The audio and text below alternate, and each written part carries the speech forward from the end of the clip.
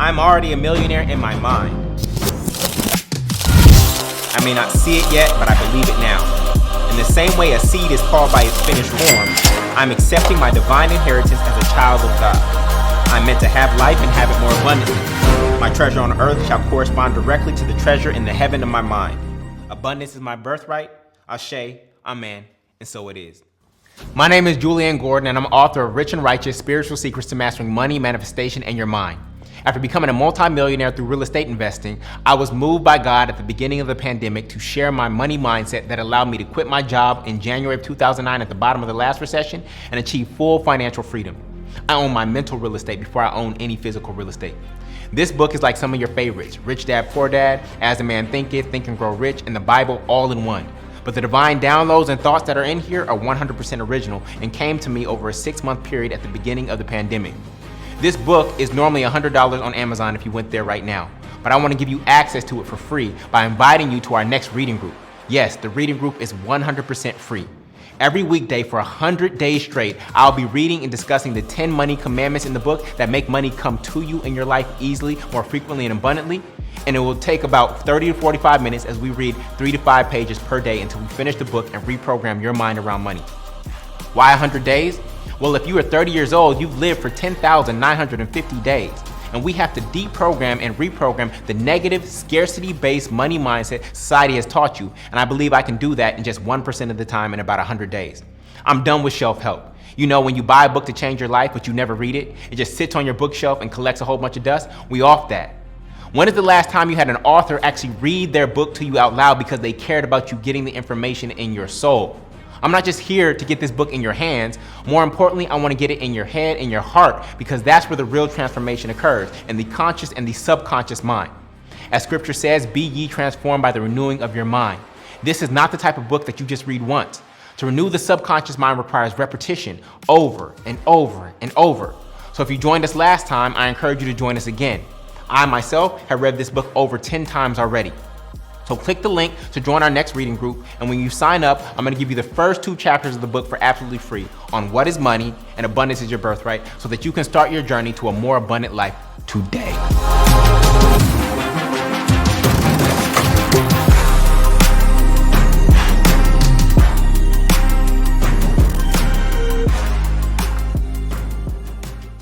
Rich Rising. Welcome to another day of Read Rich and Righteous. We're reading Rich and Righteous: Spiritual Secrets to Mastering Money, Manifestation, in Your Mind. We are officially in week 13. We only have 2 more weeks left in this 100-day journey. It has been absolutely amazing. We are still in Money Commandment number 8 on how the rich and righteous manifest money. And today we'll be talking about the title, Nobody to Blame, Including You.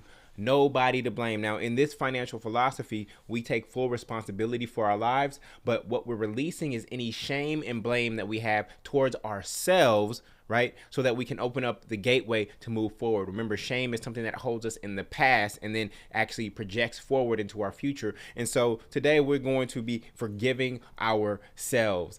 Today is day 62 of this journey. We only actually have 10 days of weekday readings left, and then of course we have our Rich and Righteous graduation on the final Saturday. That'll be December 9th. You can go to rrgraduation.com to sign up for that. We will be live in Atlanta for graduation. We have space for 150 people. It's absolutely free. We'll be reading the final chapter. There'll be test of monies, and not testimonies, test of monies, people sharing their experience and the breakthroughs that they've had. This is your way to pour back into me, to really explain to me how this work has taken root in your mind and in your life. We will also be doing networking, and I'll be doing a book signing for the folks that are in Atlanta. Everybody who comes to the in-person event will be getting my bank account, which is my 91-day gratitude journal and program. So you'll be getting that as a gift for just coming through and pulling up. And for everybody else, you will be attending via live stream. All right. Now, if you're just joining us for the first time, you may be quote unquote late to the game, but you are exactly where you're supposed to be. Right. This is divine timing. And if you want to tap into our community, you can go to richrightnow.com, richrightnow.com. That will get you locked in for the rest of the challenge. And then on the thank you page, you can get the ebook or a physical copy of the book. And with those purchases, you get all of the replays that you may have missed. This has been an absolutely amazing journey. We've been reprogramming our mind around money. Money is going to be in our life forever, and so we want to have the highest and best relationship with money so that it can circulate to us and through us as much as possible during this lifetime. All right, so with that, I want to jump right into today's reading. We are on page 333. So everybody type I got it when you got it. I got it. I space lowercase God space IT.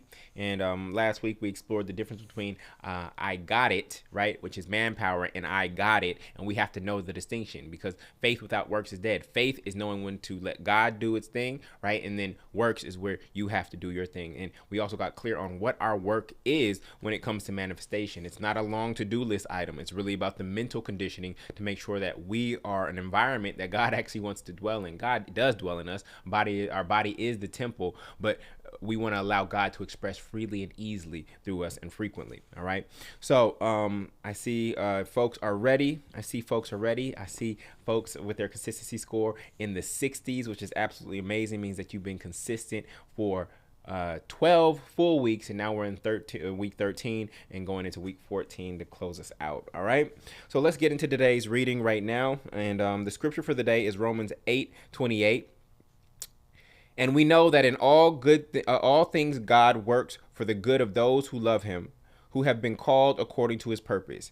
And we know that in all things God works for the good of those who love him, who have been called according to his purpose. And, a lot of this book is really about getting in tune with your life purpose. Because if you seek ye first the kingdom of God, right, and you're walking in your purpose, then all these things, all these financial things, the things that you want, the things that were on your individual selfish vision board, all these things shall be added unto you. And so there's a sequence to success, and walking in our purpose just means being in alignment with the God in our daily, not only our professional work, but also in our decision making in our personal lives. All right. So top of 333. You are not a product of your environment. As children of God, we are God's, lowercase g, right? Lowercase g. As the children of God, we are God's. Jesus said this in John 10:34. Is it not written in your law? I have said ye are God's. There's a lot of people who have been indoctrinated religiously and say, I'm not a God. I'm not a God. I'm a sinner. And they'll fight for that identity. But Jesus himself says in John 10:34, is it not written in your law? I have said ye are God's. As children of God, we are God's. Lowercase g, though. The only difference between us and God is magnitude. Okay. The only difference between us and God is magnitude. So if we look at the ocean, right, we are a drop in that ocean, but the drop has every element of the ocean. The only difference is magnitude. Okay. So we are God's and have the power to create environments. And a lot of this teaching has been about how do we create like God, and God is a master, the master manifester, right? The master creator. And so what we're trying to do is we're trying to learn how our mother, father, God creates and just mimic the mother, father, God, right? So we are God's and have the power to create environments. In Genesis 1 and the creation story, right? What does God do? God creates environments. And out of those environments, what happens? Things manifest, things come up, right?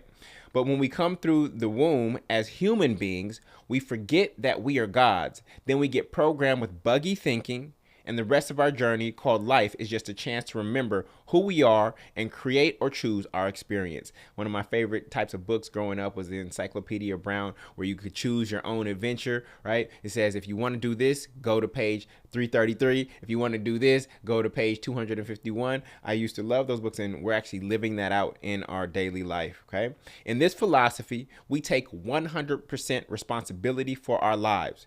This is not to say that there are no negative external influences that have affected you, nor is this placing 100% blame on you. Instead, we release the past through the power of forgiveness of ourselves and others and move forward knowing that no individual or institution or past experience or current circumstances has more power over you than you do unless you allow it to. Right? I always conclude, be God to yourself. No individual, institution, or outside situation has more power over the trajectory of your life than you do. Right? So regardless of what happened in the past, regardless of what's in the rearview mirror, right, it does not affect my future. Right? it may affect my future, but it is not the greatest factor in regards to my future. It may affect my future, but it is not the greatest factor in terms of my future, right? So no blame is allowed in financial spirituality. No blame is allowed in financial spirituality. When you blame anyone or anything outside of yourself, you give it power over you. You cannot manifest when you are looking to another man to change your life. And by man, I don't mean gender. I'm talking about another individual, okay? You cannot manifest when you are looking to another man to change your life. You are saying that in order for me to experience heaven on earth, I need you to change. That is a position of weakness, and you may find yourself waiting for a mighty long time.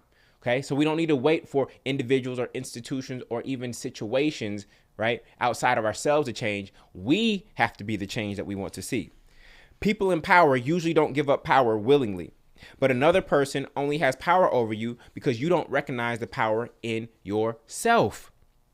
For a long time, the rallying call has been power to the people, power to the people, power to the people, right? I know when I was a student at UCLA and we would do marches, I was like, something hit me. It's like, this is not effective.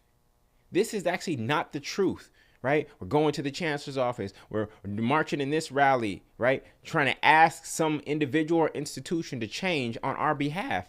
And it changed for me. Like, I stopped going because I was seeing that this was not the most effective way or empowering way. But sometimes marches work and they start to influence culture, and the decision maker ultimately changes, right? But it is not the most powerful way to create change. So for a long time, the rallying call has been power to the people, suggesting that the power is where? If we're saying power, remember, our language is so key. Last week we said, I don't work for a company. I work what? With a company. That one word change has impact in terms of how our mind actually works, right? Now, when we say power to the people, what are we suggesting? What is implied in that word choice? It is implying that the power is outside of the people and that somebody has to give the people power. The new rallying call must be power in the people, power in the people, power in the people. We don't have to go march somewhere to some building or to some person, right? We could literally just sit in a circle and march in a circle amongst ourselves and remind ourselves, power in you. Power, there's power in you. There's power in you. There is power in you. Man, there is power in us together. Okay? We don't need somebody, right, or something outside of ourselves to change. We can be that change right here and right now when we all tap into our power. One of my favorite cartoons of all time was Captain Planet, right? When our powers combine, I am Captain Planet, right? And we know scripture, whenever two or more are gathered, and we know that's not just human beings. We know that's when the conscious and subconscious combine as well on a metaphysical level. But our powers combine. I am Captain Planet. When we come together, we create something more powerful that can actually affect change. So the new rally call must be power in the people, power in the people, power in the people. What if us marching was just us holding up mirrors to each other? Power in the people, power in the people, power in the people. Then you flip that mirror to yourself. There's power in me. There's power in me. There's power in me. God gave me power. That's the new march.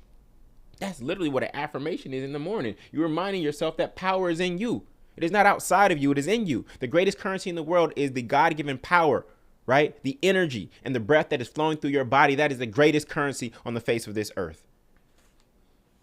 The focus is not the people in power. It is power in the people. From this place, you don't ask anyone outside of yourself for anything. There is nobody to march against, be angry at, or demand something from outside of yourself. The reason those people are in power, right, is because they didn't ask for permission. They just stood in their power. Now, many times people in power when it comes to just the flesh and the physical, they think they need to hoard power because they feel actually weak. So they need to hold other people down to lift them up. And that is not sustainable, and that is not living in righteousness, right? We can all be powerful. No human being has power over how you feel unless you give it to them. If someone else can say or do something to you and get you to react, you have allowed them to be cause in your life, right? Oftentimes I say, like, nobody can make me feel happy. Happiness is within me, and I can be in a relationship where the environment actually draws out, right, the happiness that is within me, but nobody can make me happy. Nobody can make you happy. Some of you are waiting for somebody to make you happy.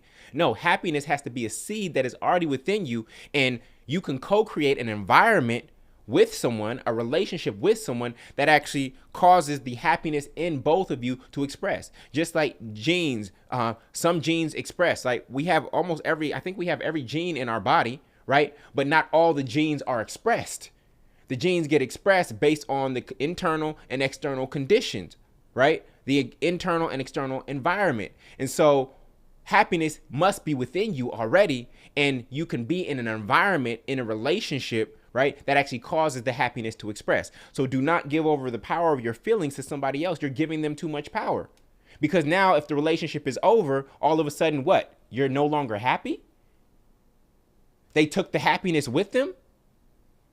No, it's just no longer expressing inside of you because the environment has changed.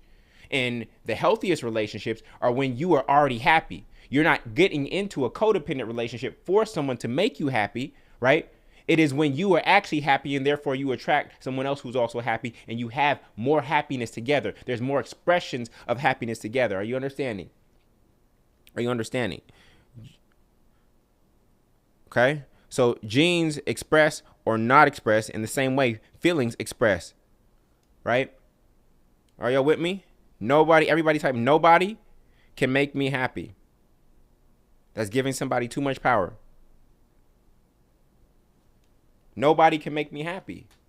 Happiness is within me, and I must create the conditions internally and externally for it to express as much as possible.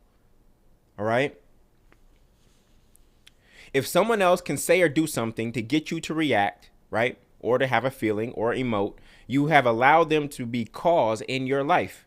You have become reactionary, not revolutionary. See, a lot of times when we look back at the 60s, that was a lot of reaction. Oh, the white man did this, and so now let's go march. Let's go do this. That's reactionary. Okay, now they do that. Now we over here marching. And then they do that. Now we over here marching. Then there's police brutality over here. Now we over here marching. And you just spend your entire life reacting, just reacting to what is happening around you. That's not revolutionary. That's reactionary. Okay? You have become reactionary, not revolutionary. If someone can press your button like a video game and control you, you are either a thermostat or a thermometer. You are either a thermostat or a thermometer. A thermometer takes the temperature of an environment, while the thermostat sets the temperature of an environment. A thermometer, right, when you put it in your mouth, right, is it 98.6, right, when you were sick? That's the thermometer. It takes the temperature of the environment inside of you, right? A thermostat actually dictates the environment. So we actually want to be thermostats. That's what we have the power to do. We have the power to change the environment. Those with the victim mentality blame the external environment for how they feel. Those with a victor mentality create the environment they want to feel. Say, I'm a victor. I am a victor. I am a victor. Not a victim. I'm a victor. Okay? You are more powerful than you know. If the environment you're in is not a vibrational match for who you are and want to be, do not blame the environment. If that job, right, is not a vibrational match for you, do not blame the job. That is not the job's responsibility. Where on the dotted line did it say that this job is going to make you happy, that this job is going to give you meaning, that this job is going to be fulfilling? Nowhere did they promise that to you. So why do you have that as an expectation of them? Now, of course, professional environments where you have a deep sense of meaning, where you are paid what you're worth, etc., those are great, and the retention rates and the production of those teams is absolutely amazing. But nowhere did they promise you that. So how can you have the expectation that that job is supposed to make you happy or make you feel good or see your self-worth? Right? Nowhere did they promise you that. Okay? So You are more powerful than you know. If the environment you're in is not a vibrational match for who you know you are and want to be, don't blame the environment. Okay, so this applies to your home life. This applies to a romantic relationship you may be in. This applies to your career. This applies to the collective global environment, right? We don't blame the environment. Change your frequency just like you change the radio station, or in the same way you change the thermostat, right? And you will begin to access a new experience. There are radio frequencies flowing by us that we can't see right now. And when you tune in to a different radio, you don't like the radio station that you're on, what do? You literally just change the dial. You tune into another frequency until you find something that you want. That's it. You don't blame the radio for playing what it's playing. You change your frequency. There are people who like that frequency, and there's no judgment because obviously you are on the same frequency. So if you judge them, then guess what? You're judging yourself. If you judge them, then you're judging yourself, right? As your frequency rises, anything beneath you will fall off. You get to choose your emotions rather than be controlled by them. Before you leave home, choose the emotion you want to vibrate and radiate, and keep your mentality stationed like a radio on that channel all day long. So rather than going out into the day, right, and seeing what happens and seeing how the day makes you feel, I want you to think differently. I want you to declare before you leave home, before you even get out of your bed with your morning meditation, this is how I want to feel and what I want to radiate today. I'm going to be the change. I'm going to bring my joy everywhere with me. My good friend D1, he has a song said, "My joy is my weapon," right? I take my joy with me into every environment, into the grocery store, on the subway, into my office, into the coffee shop, on that call, in that meeting. I bring my joy with me. I don't wait for the day to give me what it wants to give me. I give it what I desire to see in my life. Okay? Now, again, we're not out here trying to make people happy, right? We are just living in the happiness that we desire. And what does that tend to do? It tends to shape their environment. So happiness, now that gene of happiness gets expressed in their life, and all of a sudden they're happy. You smile, they smile, right?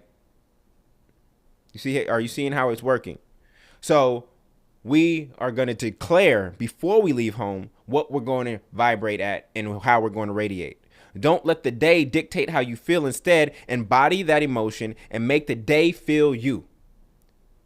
Everybody type that. Make the day feel you. Make the day feel you.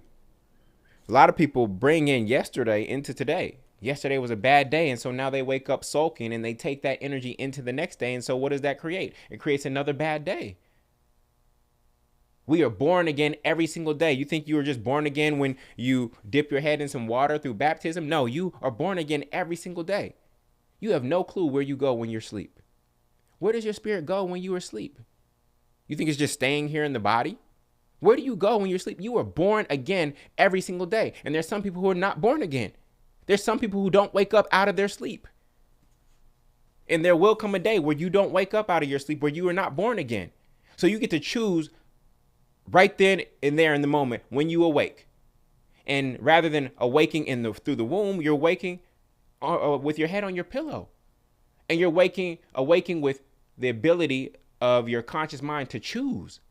When you're born the first time in flesh, you aren't consciously choosing as a baby. Your mind isn't developed yet. But as an adult, you are born again and you get to choose. You could literally change your identity today if you decided to. You have that power through the power of I am. You can say, I'm no longer this. I'm no longer a lawyer as of today. I'm no longer sad as of today. I'm no longer broke as of today. You get to change your identity right now if you choose to. Or you can keep perpetuating the identity that you've held on to, and therefore you will get the same results. You create a good day rather than hope for one. The energy you give out, so shall you receive. You set the tone. Top of page 335. As master manifestors, deliberate creators, and little gods, let's stand in our God-given power and see every perceived challenge as a chance to ascend to a higher level. If God be for you, who can be against you? If God be for you, who can be against you except you? If God be for you, who can be against you except you? Imagine that you chose this adventure in the heavenly realm like a video game before you came to earth. What if before you got here, you created an on-earth obstacle course for yourself to challenge you in a good way, to manifest things from within you, and you only made the pits of life as deep as they are and the mountains of life as high as they are to remind you and draw out your strengths within, because you knew that when you came through the womb, you would forget that you created this obstacle course. Okay? What if you plan this entire itinerary? People willingly sign up to do challenging things in life all the time, whether it be an Ironman triathlon, a Tough Mudder course, entrepreneurship, 40-day fast, or some other lofty goal. Why? They do these things to facilitate their growth. There are easier alternatives to each of those paths, but the individual doesn't want easy and average because they desire excellence and ascension. Say, type I desire excellence and ascension. I desire excellence and ascension. What if you created this obstacle course called life in the spiritual realm, and you knew that when you came into the womb, you would forget that you created the obstacle course, and you made this obstacle course difficult because you wanted to test your strength? Now, whether that is true or not, that mindset and philosophy has helped me navigate the challenges of life with so much power because I know that they are here for my growth. As opposed to life working against me, I know that it is working for me, and scripture says all things are working together for my good. So what if I created these challenges in my life for my goodness? Not only was I the intentional designer, nobody is doing this against me. There is no evil entity that is putting these pitfalls in my way or these mountains in my way. I put that there to test my strength. I knew that that mountain had to be 3,000 feet high because I already passed 2,000 feet. That was easy. I had to add more weight on. I had to increase the challenge to increase my strength, to increase my growth. I made that pit that deep because I already climbed out of a 10-foot hole, right? Now I want to climb out of a 15-foot hole to see who I am. What if you design this entire itinerary and plan? Again, we do it in life all the time. Triathlons. Why would you run a triathlon? Only to push and grow yourself. Why would you do entrepreneurship? Only to push and grow yourself.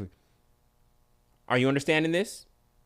This has been just a helpful philosophy for me. And especially for the black folk out there, when you think about martial arts, what is the lowest belt in martial arts? It's the white belt. And what is the highest level, hardest belt to achieve in martial arts? It's the black belt.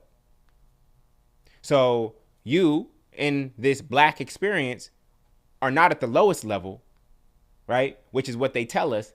You are actually at the highest level. You are not at the lowest level, family. The white belt is at the lowest level. That's the easiest level. You are at the highest level. But the world will flip, right? When it's a mirror, it'll flip and it'll tell you that you are at the lowest level. This is why you're having all the challenges that you're having. No, you're having all the challenges that you're having because you're at the highest level, not the lowest. Page 335. Second paragraph. In Genesis 50:20, Jacob told his brothers, "You intended to harm me, but God intended it all for good. He brought me to this position so I could save the lives of many people." The problem you have may be the problem you are called to solve. The biggest challenge in your life may be the exact challenge that you are here to help other people get over. You're dealing with addiction? Guess what?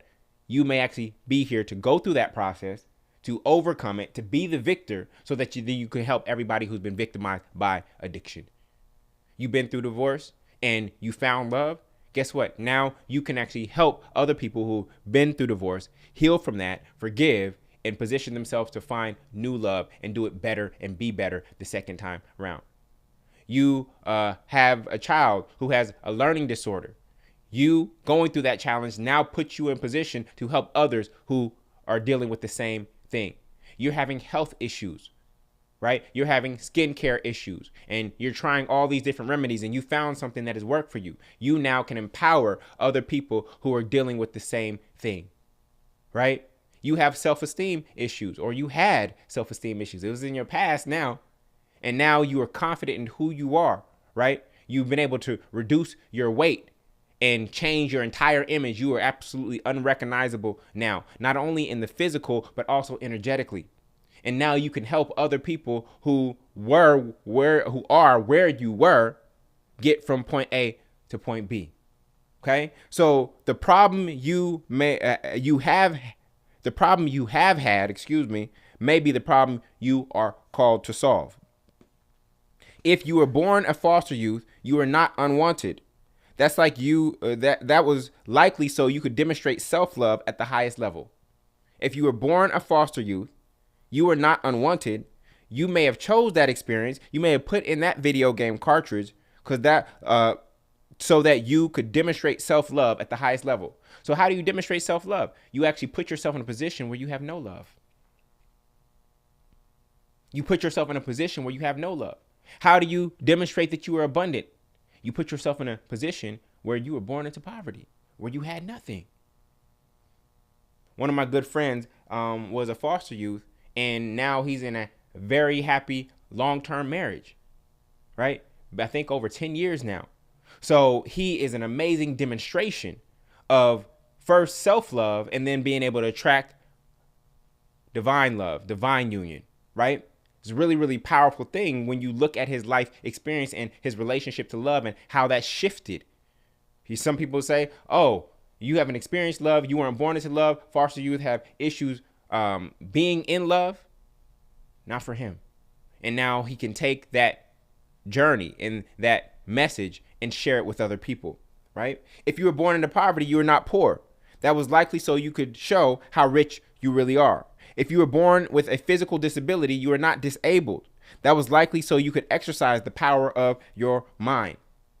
Remember Stephen Hawking, right? I think it was Lou Gehrig's disease. Stephen Hawking, because his body was losing its vitality and its ability to function, he just had to sit there and be still. And sitting in that wheelchair allowed him to think and contemplate larger concepts that somebody who was always on the go, so always moving around, going to the grocery store, going to the bank, doing all these things, they're too busy to sit still and think about these higher questions regarding life.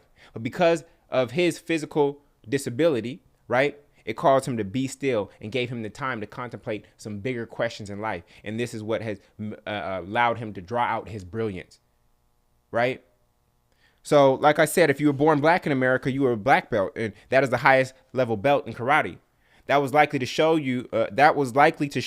that if you take away the reason you may have been born into this black experience, okay, was to show that if you take away my family, my land, my wealth, my history, my language, and spirituality, and my ability to control my body, I still rise.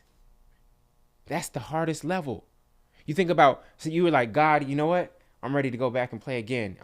Take away this, and this. Take all that away and put me in. And let's see how I do.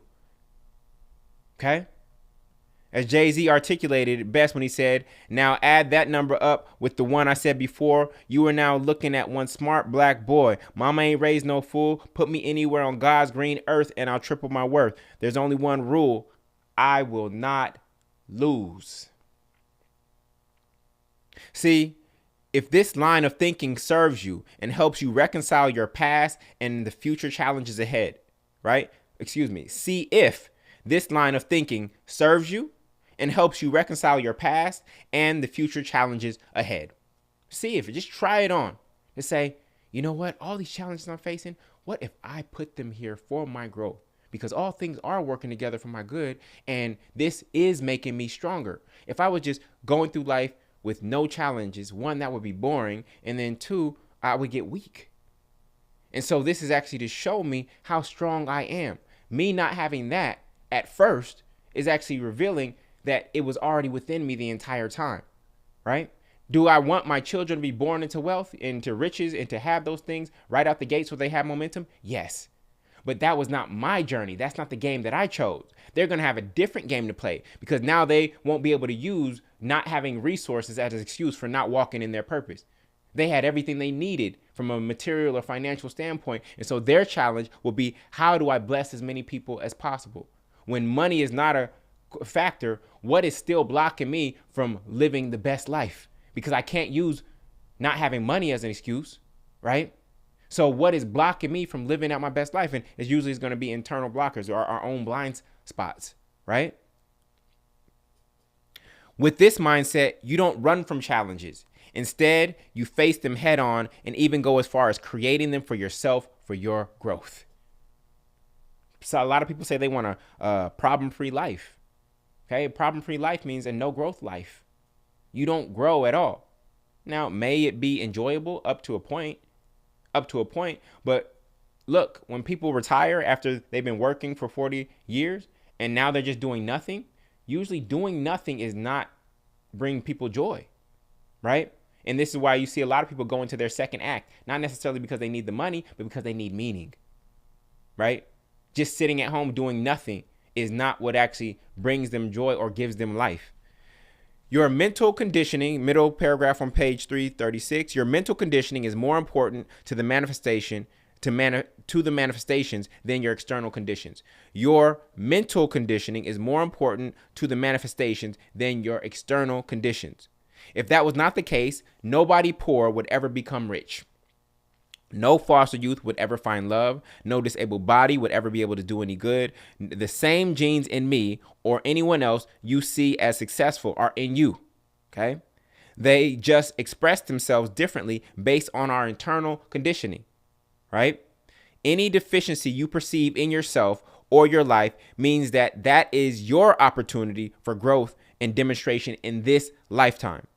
And a deficiency in one area is usually balanced by an abundance in another area that you must identify as a strength to help you. I'll give you an example. For instance, blind people, right, deficient in sight, have a heightened sense of hearing because the brain has more capacity to connect with the other senses. Or people in poverty tend to be what? More resourceful and even spiritual and interdependent and creative because of their external condition of poverty.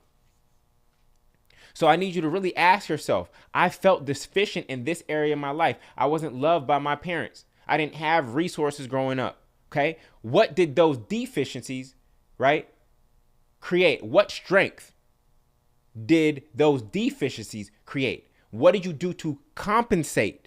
What is the other side of the balance you got from not having that? I didn't have love growing up, so I cultivated self-love. I didn't have resources growing up, so I had to become resourceful, right?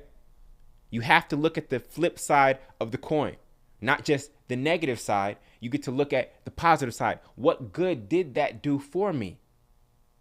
God doesn't make mistakes, so ask yourself, how can you turn your perceived liabilities into assets? How can you turn your perceived liabilities into assets? I think I read that Richard Branson had ADHD, right, and was dyslexic. So what that did was he had to rely on other people, right?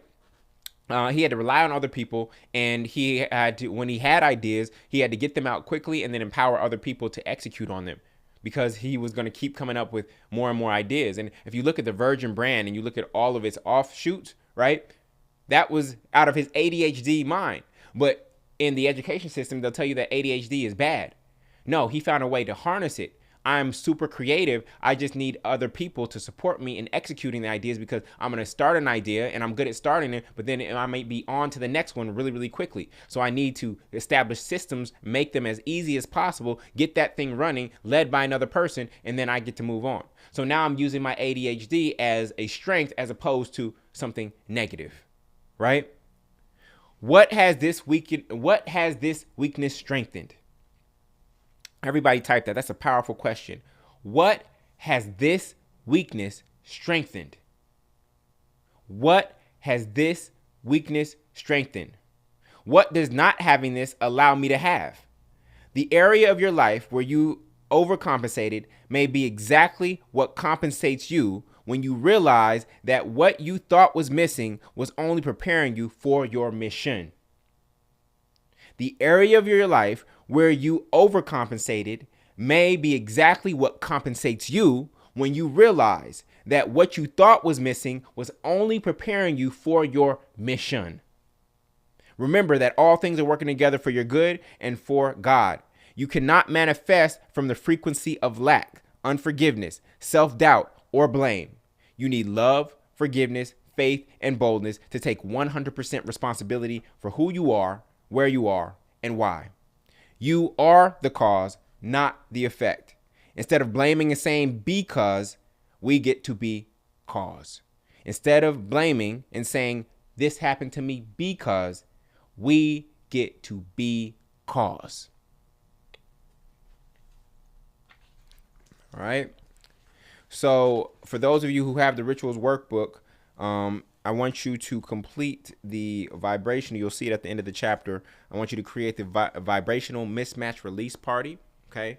That is on page the vibrational mismatch release party. That is on page 90. That is on page 90. And these are the people, places, products, programs, and apps and monthly payments that you need to release that are no longer vibrationally aligned with who you are. Okay. And so I want you to list them all out. And then there's to-do list items. And you literally, once you've canceled that subscription, once you've deleted that person's phone number from your phone, right? When you've taken this product or service to product to the Salvation Army, right? Or sold it on Craigslist, right? Then you check it off that it is done. I want you to release anything that is holding you to a lower vibration, right? Some of you need to let go of your TV. Some of you need to delete Instagram from your phone, right? Some of you need to cancel some of your subscriptions. These are holding you down. And so we want to release so that we can be as light as possible and lift up. All right. So with that, we will be back here tomorrow. And we will actually be moving into Money Commandment number 9. Money Commandment number 9, how the rich and righteous attract money and wealth. So I'm excited to get into that. And we will be starting with the section, thou shalt not want. All right. So with that, go ahead and type your greatest takeaway in chat. Go ahead and type your greatest takeaway in chat as I reflect and I continue to reread this book over and over and over again. The one that stood out for me was the question, what has this weakness strengthened? What has this weakness strengthened? And yes, power in the people. Power in the people. As a black belt, I'm at the highest level, not the lowest. Indeed. So the way I created this obstacle course, yes, the way we perceive challenges, right? If we perceive them as being here for our good, it changes the way we approach them. And there's no outside entity or institution that's trying to technically harm us, that we have created this experience in the spiritual realm, forgot when we came through the womb, and now we get to overcome that challenge. You are already the victor. You're not a victim. You are the victor. And if you continue to stand in that identity, you know that you will get on the other side of that challenge, right? You might have been born into lack, right? In order to show how abundant you are. You might have been born into a situation that had no love so that you could actually cultivate self-love. This is completely different perspective in terms of how we perceive life. And I guarantee that if you try it on, it will bless you. All right. So with that, family, be God to yourself. Love yourself as God loves you. Be master over yourself in the way that God is master over you. And remember, just like this chapter talked about, you are God or first cause in your own life. And there's no individual, institution, or situation outside of yourself that has more power over the trajectory of your life than you. I'll see you tomorrow at 8:30 a.m. Much love, y'all. Peace. I, Jullien Gordon, with this mortgage, relinquish part of my freedom to psych. I've been rent-free since I acquired my first multifamily property, a triplex in Brooklyn, New York, in May of 2013. And since then, I now own 16 multifamily properties with 40 doors that generate about $38,000 per month in rents in just 8 years on the side. Do not sign a 30-year mortgage. Get freedom for life when you buy a multifamily property. Did you know that the word mortgage literally means death pledge? The prefix mort is the same as mortician or mortuary. Listen to me. 44 million households rent, and 82 million single-family buyers think that they own, but they don't. HGTV will say, congrats, you're a homeowner. But that's not true. That's a lie. The moment you get the keys, you're a home buyer. And that is a huge difference. As a home buyer, you're still paying rent. It's not rent to a landlord, it's rent to the bank to use their money. That's called interest. You are borrowing the bank's money, right? The interest on a $300,000 home at a 4% interest rate will be about $208,000 over 30 years. So that $300,000 house is actually a $508,000 house. What does that mean? That means that you're not only buying yourself a home, you're also buying a home for your banker. If this is you, I can help you get out of this by acquiring a multifamily property. Whether it is rent or a mortgage payment, most American housing expense takes up about 35% of their income. In times like this, when rents are rising, unemployment is rising, and inflation is rising, but wages are staying stagnant, you absolutely need to be rent and mortgage free. Imagine the freedom of never, ever, ever, ever, ever having a housing expense for the rest of your life. If you want financial freedom, starting with your rent and your mortgage, like I did, then click the link below and register for my free webinar coming up on how to finance, find, and finalize multifamily real estate deals. It is actually not as hard as you may think, but keeping up with rising housing costs are. You need to be the receivers of rent, not the payers. Your time is now. Click the link below.